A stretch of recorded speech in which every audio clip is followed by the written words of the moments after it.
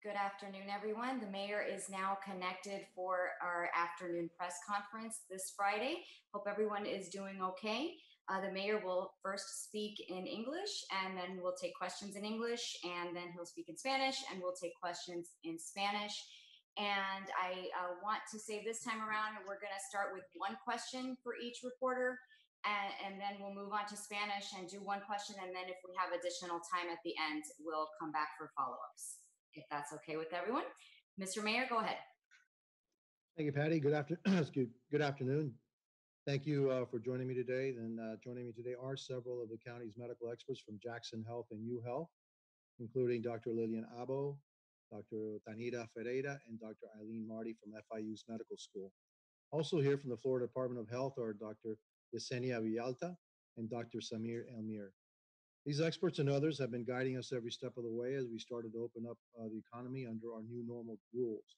As you know, Miami-Dade, Broward, and Palm Beach counties have seen a recent uptick in COVID-19 cases. That was frankly to be expected as we have started to open up our economies and we're doing a lot more testing for the virus.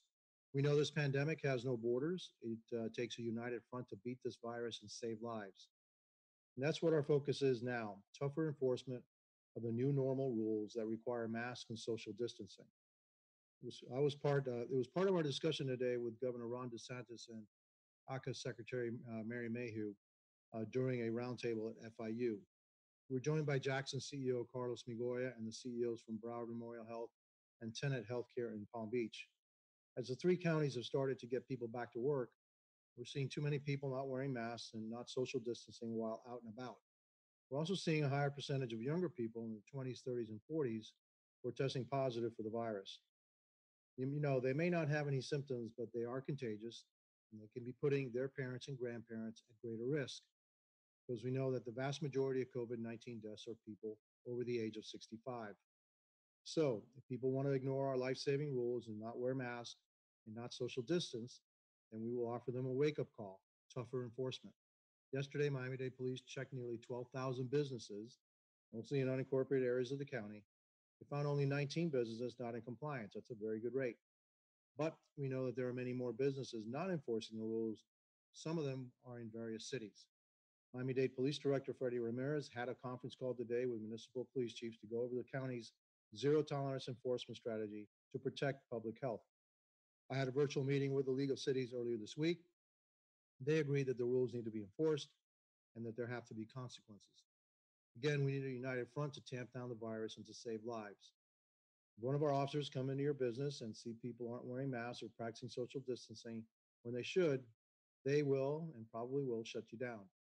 I'm signing an emergency order tonight that will require violators to file an affidavit with the county indicating they have reviewed and understand the new normal guidelines and have come into compliance so that they can reopen. Non-compliant businesses may face a $500 fine and up to 180 days in jail. That's because it's a second-degree misdemeanor. Everyone should take this seriously. We can't continue to open up the economy if people start acting like the virus is gone. It's not. Obviously, it's still here and spreading. So if you see a business that's not following the rules, call 305 4 police.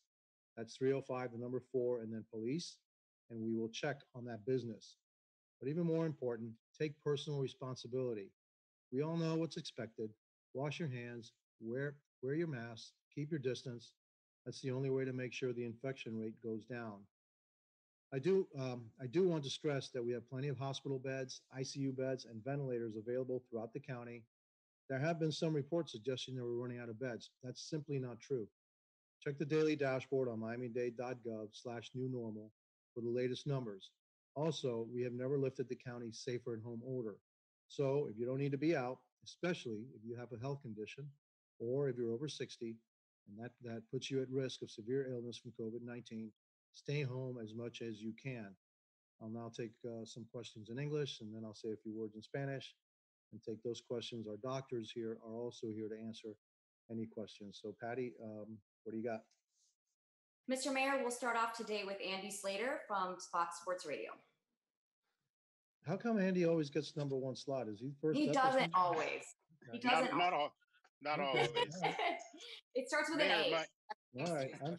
All right. You haven't paid Patty off or anything, have you, Andy? I have not at all, sir. Okay, all right, good. Just want to make You're sure. doing a lot. You're doing a lot more of these news conferences and talking to people more over the last few days. And you stressed today and earlier today as well that you're really focused in on the hospitalizations and there's a lot of beds still open. So my question is, are you doing this more now because you are concerned about the cases going up, even though there's hospitalizations are steady and there's a lot of beds open? Or is it more about there's fear out there and big case numbers and you want to get the message across? It's probably because I'm a firefighter at heart, and firefighters are about prevention.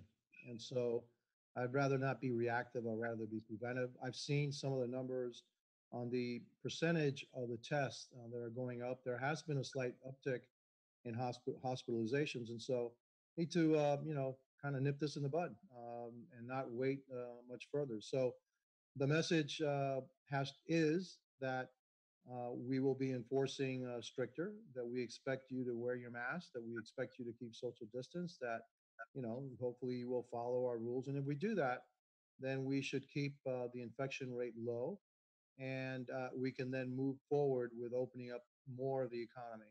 But right now, we're going to kind of take a pause on any more openings and really focus in on enforcement.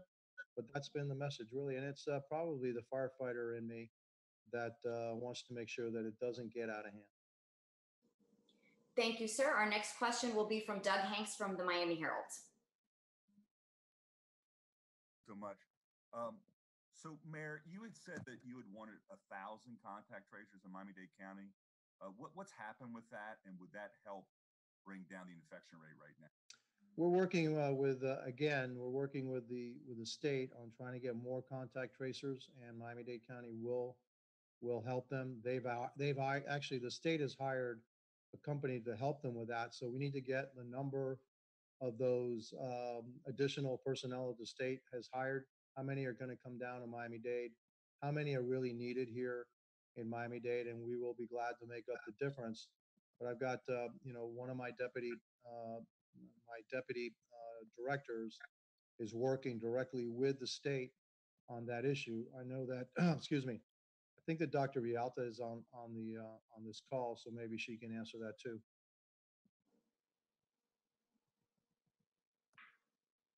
Let me check and see if I find her. Dr. Yeah, Vialta? she's here. Yeah, she's here. I'm here. I'm trying to unmute myself. Absolutely. Thank you. Yes, we're working closely with the state and with the county to be able to identify additional contact tracers to augment the support that we have at the local level. So definitely that is something that we're looking at. Obviously, our epidemiology folks within the Department of Health continue to reach out and contact trace, close and investigate all of our cases that are coming in. I don't understand. Like, the county says it's willing to hire people. Like, what is the holdup for getting more contact tracers? They're available. It's just going through, having the agreements in place and be able to hire. But we're in the process of working not only with the county, but also the state has hired and contracted with Maximus to be able to have additional contact tracers. So the work is being done. Okay, I'm not following why the county can't help. Okay, thank you so much. Thank you. We are going to help, and we're working with the state to resolve any issues and then come up with an MOU and hire additional personnel. So we're working with the state to get that done. Okay, thank you. Thank you, Mayor. Next up from WLRN, Veronica Zaragovia. Hi, thank you. Mayor Jimenez, just also back on with the contact tracers, so we were curious if they need to have a certain background in public health, or these are people who can complete a program like Miami-Dade College is offering, and then they could help, join the ranks? Okay, since that's not my area of expertise, what the requirements are, I'm going to allow Dr. Vialta again to answer that question. Sure. For the most part, the individuals that are hired through the Department of Health, they do have a background in in public health. We're working with the University of Florida International University to be able to identify students who are specializing in the background of public health. Thank you. Thank you so much. I have from Newsy, Stephanie Liebergen. Not sure if she had a question. Stephanie, are you there? And did you have a question? Not at the moment. Thank you. Okay, then let's move on to NBC6, Allison Hyman. Hi. So just going back to the enforcement side of things, can you talk to a little bit of what you guys are finding in when businesses are in violation? Is it just for mask requirements? Are there other violations that you're seeing? And how are you going to continue to crack down? Is this going to be a daily random check-in? And are other municipality police departments agreeing that they're going to do this, say, in the city of Miami or in the city of Coral Gables, stuff like that? The director for Miami-Dade Police had a conference call today with the different chiefs from different municipalities. I don't know who agreed to it. I know yesterday when I spoke to the League of Cities, they agreed to it. I believe they're having a news conference on Monday, probably outside of Miami City Hall, to discuss what the cities are going to do with enforcement. They understand the importance of enforcement, so I'd expect that all the cities are going to be lending us a hand, at least in their jurisdiction, to go ahead and enforce these rules. Miami-Dade Police will also be going into cities if we get reports of non-compliance, because Miami-Dade Police has jurisdiction everywhere also. So it'll be a combination of the municipal police departments, municipal inspectors, county police. We're all going to be, working on the enforcement aspect. What the 19 or so businesses yesterday that weren't complying, I can't tell you exactly what it was that they did that was not compliant, but it could be you're not maintaining social distancing, you're allowing people to come in without masks, those kind of things.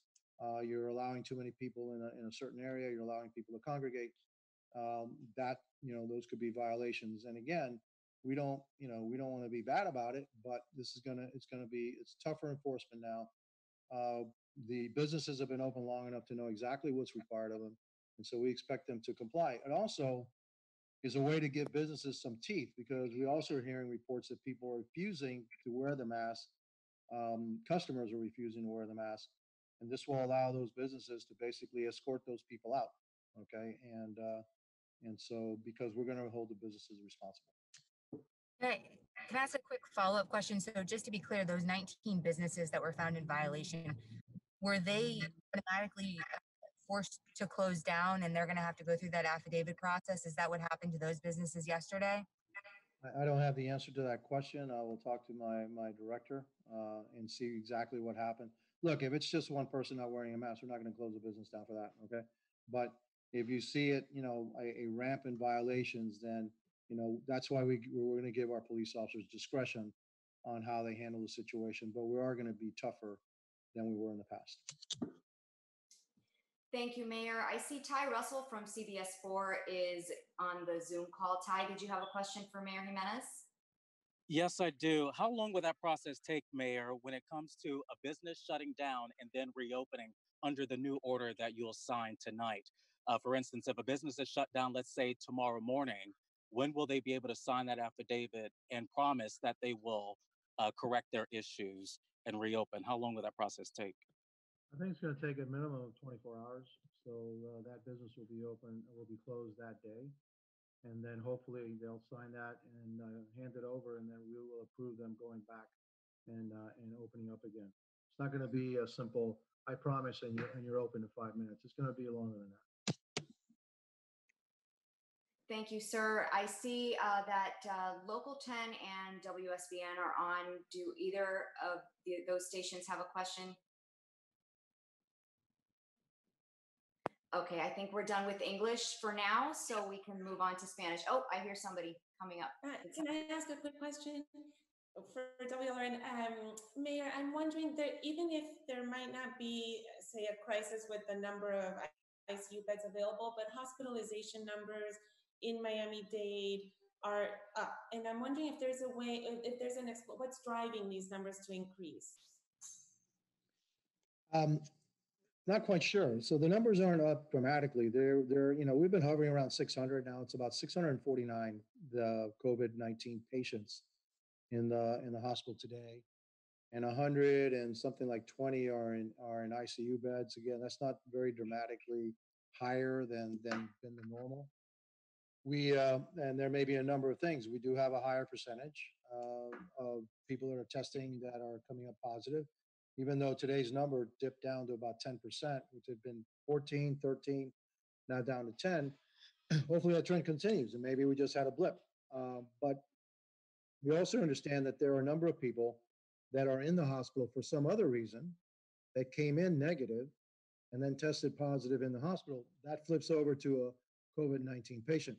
We got to get more information on that. So, look, if we saw, like we did, we've seen some numbers kind of creeping up. We want to make sure that we just stop this now, and that if it's because there's lax enforcement or because people are not taking our measures seriously, we need to enforce it and make sure that we reiterate it, especially this weekend. This weekend is Father's Day, and so we expect that a lot of families are going to get together with their fathers or grandfathers, and if those families don't live together in the same household, they need to maintain social distancing. If they're inside, they need to have masks. That's why we are asking Father's Day celebrations as much as possible. Hopefully the weather holds up. Be held outdoors, on a patio, in a park, maybe in a beach. All right, where it's a much safer environment, but also keep your social distance and wearing masks if you're not from the same household. But I think that's also a reason why we are emphasizing this weekend and before this weekend, because we know that it's Father's Day coming up, and we expect a lot of families to be together this week. Thank you, Mayor. Do the doctors want to weigh in on the issue of the uptick in cases? I was just wondering if that means that some of the beds that were set up, let's say like at the Miami Beach Convention Center, have some of these facilities closed because there's not a need maybe for all of those beds? We set up two facilities, one at FIU and one at the Miami Beach Convention Center. The one at FIU was closed. The one at the Miami Beach Convention Center is still open.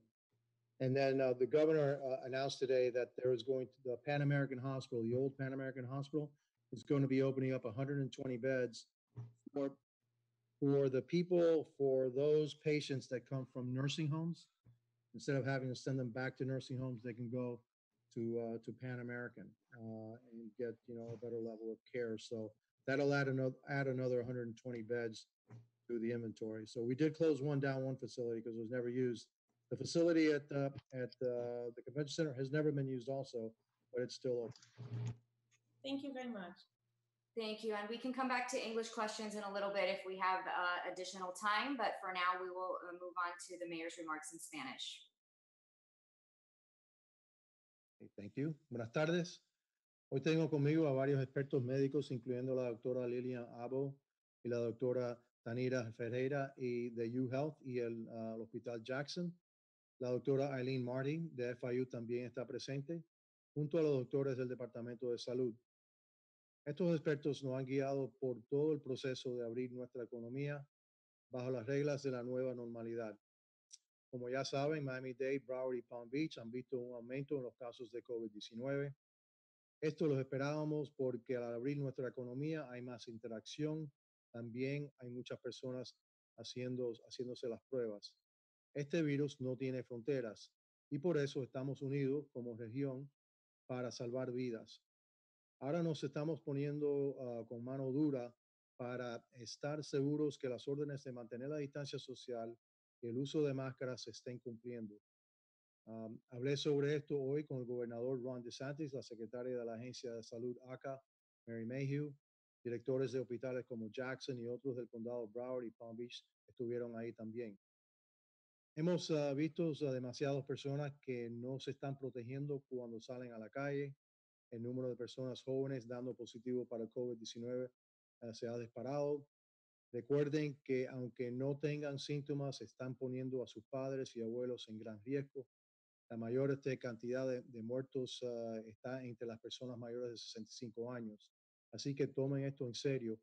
Van a haber consecuencias. Ayer la policía de Miami-Dade inspeccionó 12,000 negocios. Solo 19 de ellos no estaban cumpliendo, pero sabemos que hay muchos otros que no están haciendo lo que deben en varias ciudades. Por eso el director de la policía de Miami-Dade, Freddy Ramírez, tuvo una conferencia hoy con los jefes de la policía en nuestro condado y van a tener cero tolerancia con los que no cumplan. Los negocios que no sigan las reglas pueden ser multados $500 y enfrentar hasta 180 días de cárcel. No crean que si violan las órdenes van a poder abrir fácilmente en el futuro. Esta noche firmo una orden de emergencia que le pide a los dueños de negocios que no cumplen con las reglas que hagan una declaración confirmando que han leído las reglas y cómo van a cumplir con ellas. Si no lo hacen, no abren. No podemos seguir abriendo la economía si las personas siguen actuando como si el virus no estuviera aquí. Si usted ve un negocio que no está cumpliendo con las órdenes, llama al 305-4-POLICE para reportarlo. También quiero aclarar que no hay escasez de camas de hospital. Existen reportes sugiriendo que no hay suficientes camas, pero no es así. Tenemos miles de camas disponibles, nos sobran ventiladores y camas de cuidado intensivo también. Recuerden que si no necesitan estar en la calle, siguen estando más seguros en casa. Ahora voy a tomar sus preguntas en español. Patty.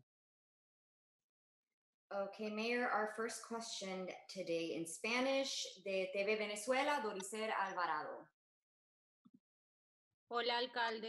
Buenas tardes, ¿cómo está? Alcalde, quisiera saber, en primer lugar, ¿qué haría que ustedes como autoridades tomaran nuevas medidas restrictivas? Es decir, hemos visto incrementos de casos, como usted lo decía, en la última semana y, bueno, cada día como que un aumento más del número de casos diarios. ¿Qué los volvería a tomar una medida, quizás no a retroceder con un cierre total del condado, pero sí ir tomando medidas para evitar que la gente continúe violando esas normativas que todavía están vigentes? Lo que vamos a hacer es enfocarnos en enforzar las reglas que tenemos ahora. Las reglas que nosotros tenemos que están en acción ahora.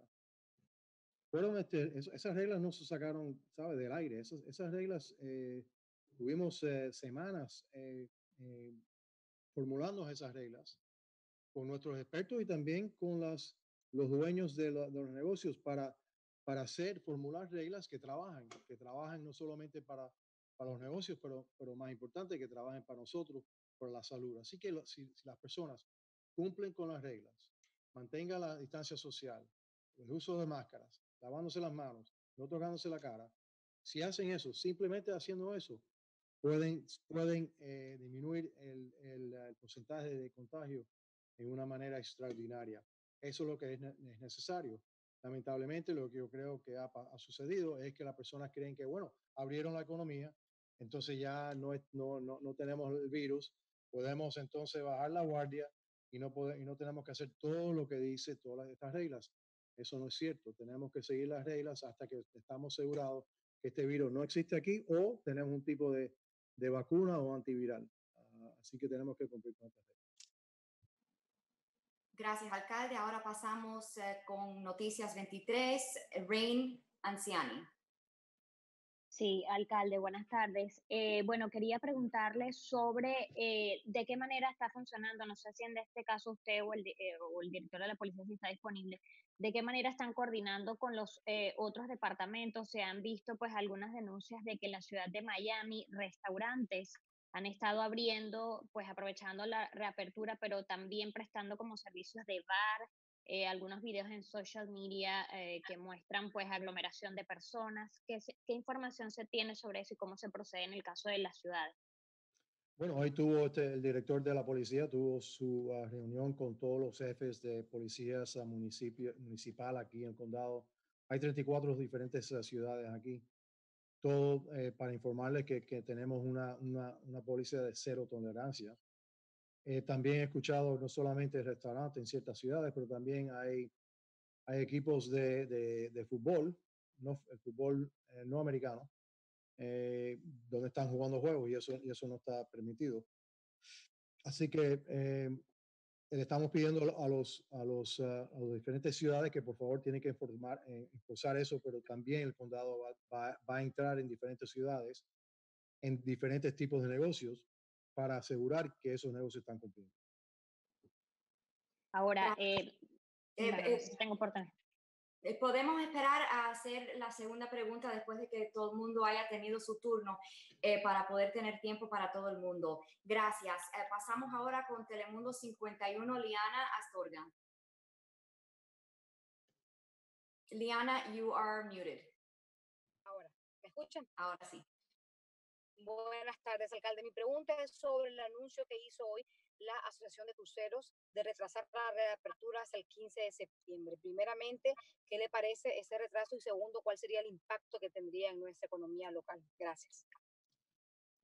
Es un impacto grande económico porque el puerto de Miami es la máquina número 2 de la economía del condado de Miami-Dade y 70% de los ingresos del puerto de Miami viene de los cruceros. Así que va a tener un impacto negativo. Yo creo que era una decisión correcta.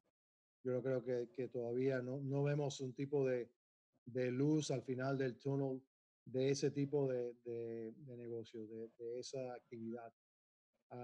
Un crucero tiene miles de personas que están cerca y a este momento yo no creo que eso es algo que se pueda hacer.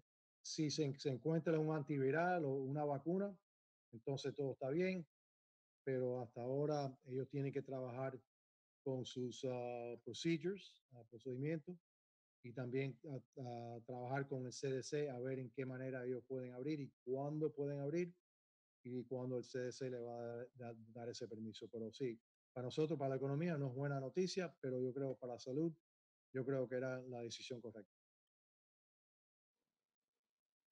Gracias, alcalde. Antes de regresar a los reporteros que tengan preguntas de nuevo en inglés, si alguien tiene alguna otra pregunta en español, adelante. Sí, quisiera preguntarle, alcalde, ¿cómo va a funcionar? Hay algunos dueños de negocios también preocupados. Nos dicen que no es fácil batallar ya con el sobrevivir económicamente a estos cierres que ha habido por la pandemia y pues de alguna manera sienten presión con esto de también estar pendiente de los clientes. Algunas veces la gente se molesta, dicen ellos, cuando se les acercan a decirle que tienen que llevar la máscara, que quizás no pueden entrar todo el grupo de familia o amigos. ¿De qué manera también la policía va a servir quizás de apoyo? Porque a veces no está del todo en manos del negociante, quizás hacer que los clientes, que él tanto los necesita, también puedan respetar esas normas.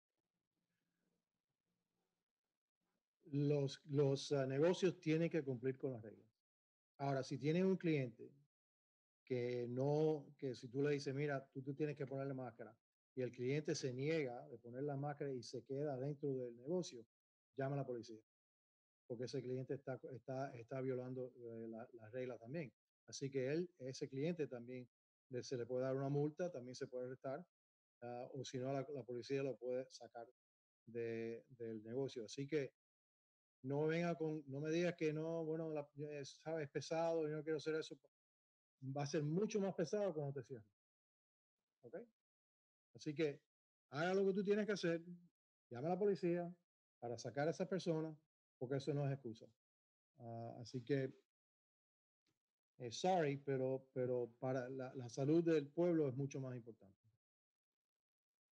Alcalde, ¿cuál sería la multa para esos clientes o esas personas que no cumplen? Es decir, hay negocios que sí cumplen. De hecho, la estadística que usted dio es que de 12,000, solo 19 no estaban cumpliendo. Pero, ¿qué Exacto. pasa con las personas que no están cumpliendo? ¿Cuáles serían, digamos, que los castigos de alguna manera porque lo están incumpliendo? No entiendo.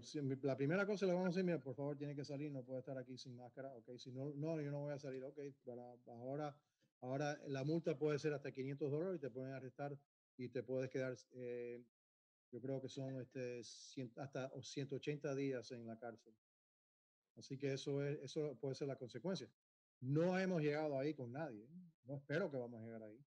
Pero lo que es un second degree misdemeanor, eso son se puede llevar hasta ahí y la multa de $500. La doctora Abo creo que quería decir algo. Doctora. Sí, buenas tardes. Algo que quiero reforzar son tres mensajes bien importantes para la comunidad hispana. Lo primero es el uso de las máscaras mientras ustedes estén, sobre todo indoors o a menos de 6 pies de distancia. La máscara hay que usarla cubriendo la nariz y la boca, no solamente la boca. Esto es como ir con el pantalón por las rodillas. Usted no sale de su casa con el pantalón abajo.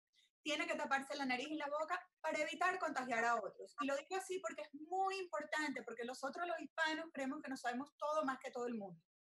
Lo segundo, el lavado de las manos. Tiene que continuar, no es solo ponerse una máscara. Si usted no se lava las manos, está 50% de probabilidad de que se pueda contagiar. Y lo tercero, si está enfermo, no vaya a trabajar. Sabemos que la economía está parada, todo el mundo está tratando de trabajar remotamente. No vaya a trabajar enfermo, vaya a hacerse la prueba y no infecte a los demás, porque está causando un problema de salud pública mucho más grande. Y tenemos que bajar nuevamente esta curva y todos somos parte de la solución. Dr. Abo, I know you love being a doctor and all that, but I'm telling you, if you need a part-time job, just call me, okay? I got one for you. Okay. Si no hay más preguntas en español, podemos seguir de nuevo al inglés. Okay, we're going to switch back over to English for any follow-up questions in English. I know Ty Russell had a question for one of the doctors. Ty? Yes, when it comes to hospital stays, I know that the mayor said that there was a slight uptick in hospitalizations, but when it comes to staying in the hospital, are we seeing longer stays or shorter stays? Are we seeing really sick people now, or is medicine working? And how are the deaths compared to, like, let's say a month ago? I know it's a lot. Let me handle that if I can. We actually have seen the reduction of length of stays. Actually, over the last week, we have seen admissions at a higher rate for younger people. That younger people usually means less comorbidities, and therefore what we've been finding is these people are less sick. There actually has been a gap where from a better standpoint of people going less into intensive care units and being more in the med-surg side. So, and by the same token, we actually have seen an improvement in the outcomes as well for a combination of all those reasons. So the length of stay is actually a little lower and still high on the intensive care, but it's actually reducing on the regular beds, which is the med-surg beds. Thank you, Mr. Montoya. And one more question. Any of the doctors want to make comment on that? If I may add also to Mr. Magoya, I think the median Thai length of stay that we're seeing, it's around 6 to 7 days, which is a little bit less on the first time around. And I think I just need to go back, Dr. Abo, you need to say what you said in English, what you just said in Spanish, okay? Because it's critical. Although we're still seeing more hospitalizations, but we know exactly how to prevent this virus. And that's the prevention, Mayor, that needs to happen. And that's what we need the community to engage with us. Because we're still ICU doctors, we're still seeing patients on the ventilator, although the mortality is less, seems to be less, although not enough time has passed. But it's critical to enforce the prevention. And it's very simple. Mask, social distancing, washing your hands. And I just want to add that part of the reason that you're seeing a lower case fatality rate, so fewer deaths.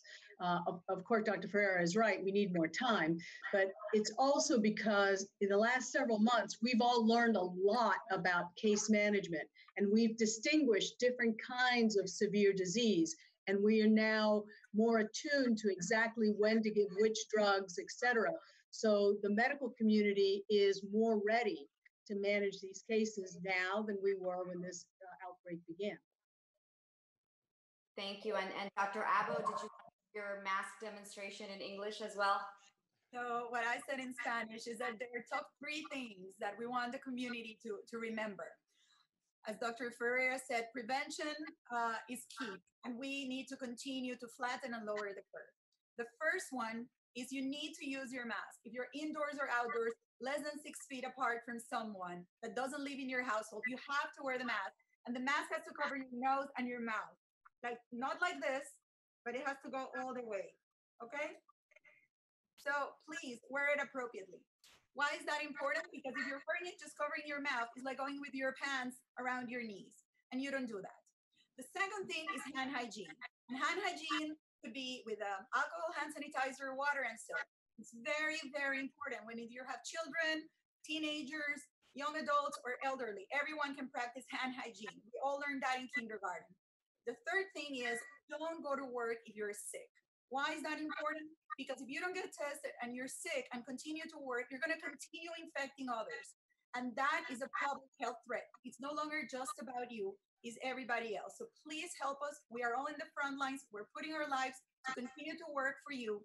We don't want our healthcare workers getting sick, and we don't want you and your family to end up in our hospitals.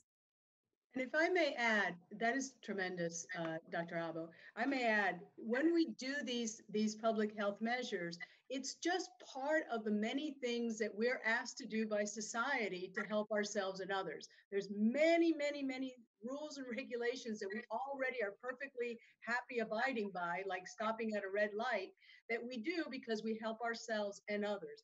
And this is what we need to do now to get rid of a major problem in our community.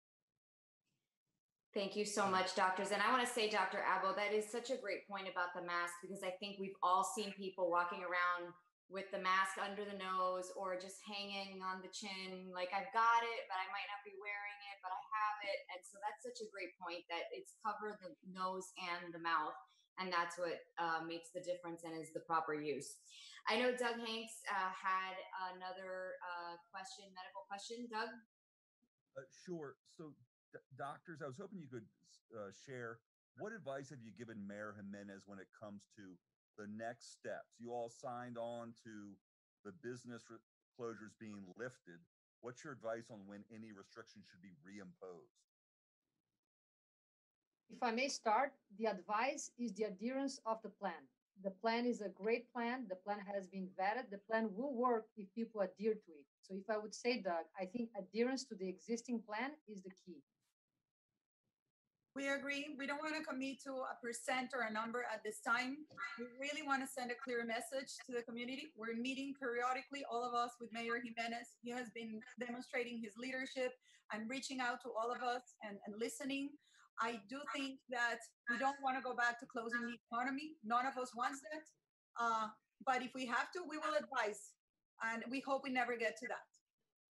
And it really all depends on us as a community doing the right thing. And don't forget that what we do as a community is going to influence tourists and how they behave. So we want to set the tone so that our community knows what it's doing to get this virus off the earth. Dr. Marty Rain from Channel 23 is asking if you could repeat what you were talking about the number of cases in Spanish. Rain, ¿querías hacerle una pregunta específica a la doctora? Did we lose her? Sí, disculpen, tuve un problema con el audio. Doctora Martí, mucho se ha hablado estos últimos 2 días de que posiblemente la Florida podría ser el nuevo epicentro del coronavirus, y bueno, se dice que es solo uno de 9 estados que también están mostrando una tendencia de incremento. ¿Cómo ve usted el panorama? ¿Cree que esto realmente pudiera llegar a ser así? Bueno, la realidad es que si no seguimos estas reglas, cualquier desastre puede ocurrir, pero precisamente para evitar ponernos el nuevo epicentro, estamos tratando de explicarle a todo el mundo la importancia de seguir esta nueva normalidad que el alcalde ha organizado para nuestra comunidad, que es una cosa que nosotros hemos pasado, como han dicho ya las otras personas, una barbaridad de tiempo analizando a los detalles más necesarios para asegurar que tenemos un plan que puede funcionar, pero además que funciona si las personas cooperan. Gracias, doctora. And Mayor, we started with Andy Slater. We're going to end with Andy Slater. He has a follow-up question, this time for Director Ramirez, I believe. All right. Yeah. Is the police director here to ask? Yes, he is. Yeah, he is. Okay. So my question is, the mayor is talking about really enforcement with businesses and people, and at the same time, we see protests going on, and they're starting again in the city of Miami today. So just 3 days ago, the city manager for the city of Miami said that Miami PD is showing what excellent police work looks like. You guys, I mean, it's still Miami-Dade County. I understand it's their jurisdiction. You guys went in there 2 or 3 weeks ago, and I know did a dispersal order, and I thought it looked like it went pretty well. But police director, can you advise how you think things are going right now in the city of Miami? Because it's still Miami-Dade County, and not everybody protesting is living in the city of Miami. So if they're not wearing masks, where's the enforcement? Because it's spreading. No, everything is going well. We communicate. I spoke to the deputy chief of Pier today. I spoke to the chief of Hialeah, Miami Beach. We all know the concerns, and we're going to enforce compliance. And we also want to make sure that we're polite and use discretion when we're making contacts with the business. For instance, when we talk about the 19 yesterday, there weren't major violations or minor corrections. In fact, through this whole process that we've been doing since March, we had very many issues in terms of shutting down. And most businesses are complying. What happens is, sometimes people get lazy. We correct it, but it is on the owner of the business to ensure that they are in compliance. And the city and Hialeah, Miami Beach all feel the way. And we just got to work together and keep at it. And we all got to be disciplined, and that's how it is. Well, what do you want? You do bring up a good point in that these demonstrations, people are not social distancing. Some people are not wearing masks. It's a very difficult situation because if you go in and start enforcing social distancing and mask wearing, you may actually end up with a result that you don't want, which is now you're agitating the crowd, etc. So that's a really tough situation to put the police department in. We want instead to communicate with the organizers, which we need to do, and then have them remind people that, hey, you need to keep your social distance, you need to keep 6 feet apart, unless you're with somebody who you're living with. Again, that's easier said than done. That's a very delicate situation, and we don't know if it's contributing to what we've seen, but I don't think it's not coincidental. I don't believe. I don't have the data, but I don't believe it's not coincidental that you got more younger people that are showing up positive, and that these demonstrations started about 2 weeks ago. And so, is it all of it? No. But is it contributing to it? Yes, I do believe it's contributing to it. Right, because your message is okay. You even told people to call the police, the 3054 police, if they see people not obeying what they should be doing. So, what exactly do you want the city of Miami police officers to do? Because a lot of people are thinking, well, how can the protesters be together and they're being allowed because it's a tough situation, yet other people on the street are going to have the police called on them? That's a great question, and it's a balance between First Amendment and health and safety. If we can ensure that, hey, you can have your First Amendment right, but we also are going to go in to enforce. The problem is, what's the nature of the protest here, right? And are we going to be sending in the folks that are the nature of the protest to try to separate people, and how will that be taken? So it's not an easy question. I don't have the answer to that. This is a very unique situation, and so I got to talk to my director and say, well, what is maybe the lesser of two evils here, okay? And move in that fashion. It's not an easy question. It's not something that I have the answer for right now. The first thing we can do is tell the organizers to remind their protesters, the people that are protesting, try to keep it separate. Wear a mask, and let's do this, the right way. Again, easier said than done, but that's the first thing that I would ask them to do. After that, it's a difficult situation, because how will it be interpreted if the police goes in and starts to separate people? Okay, all right, and so you may end up with a worse problem than the COVID-19 problem. Okay. I saw the doctors all kind of nodding when you were talking about the COVID-19 numbers in relation to the mass gatherings that we saw in the last few weeks. Did you guys want to weigh in on that, Dr. Marty? I don't think there's any question that any type of mass gathering, whatever the reason for it, where people get up close and personal and not wear masks and shout or sing or anything that expels these little particles from our nose and mouth puts people at risk. There's no question. The virus doesn't care about our emotions. It doesn't care about our belief systems. It doesn't care about our party affiliations. It only wants to get from host to host. And if anything we do that facilitates that, including perfectly valid protests, are just putting people at risk. So protest silently if you can. Use a megaphone. Don't shout. Use poster signs and just do it peacefully so that you get your message across without increasing your risk and that of others. Thank you so much, Dr. Marty. Any of the other doctors want to say anything about that? The only thing I would add is the fact that they may say, well, we have no symptoms, we don't feel anything, and they may be in their 20s, and that may be the case.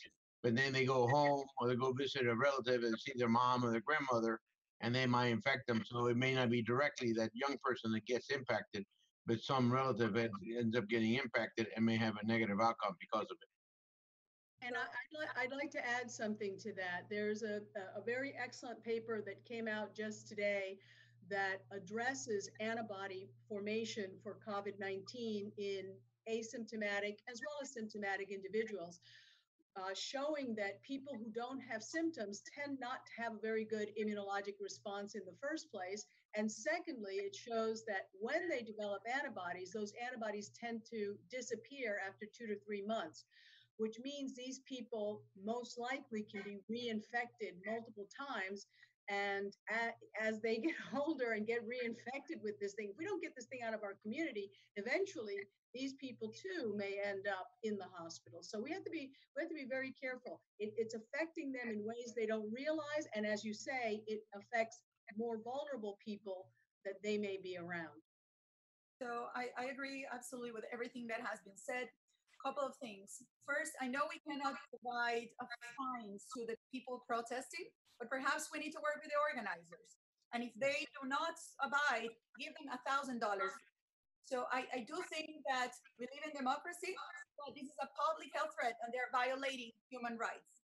The second thing is 30% of the people can be asymptomatic. And we have studies that have shown the amount of virus that you have in your nose and your respiratory secretion is as high in the millions of copies of virus if you're pre-symptomatic or asymptomatic or when you have cough and very sick. So having no symptoms doesn't mean that you cannot be a super spreader and infecting hundreds of others. That is very important. Whether you're young or old and have no symptoms, you could infect others. So please, please protect everyone regardless of your age. It's really critical that we understand this. We don't want to see people hospitalized. We don't want to see more people dying around the world. Thank you so much. I think that's going to do it. Mayor, any last words this Friday afternoon? Can I follow I don't up think I on can that? say it any better than that. Okay. Like I said, I need to hire both of you. All right.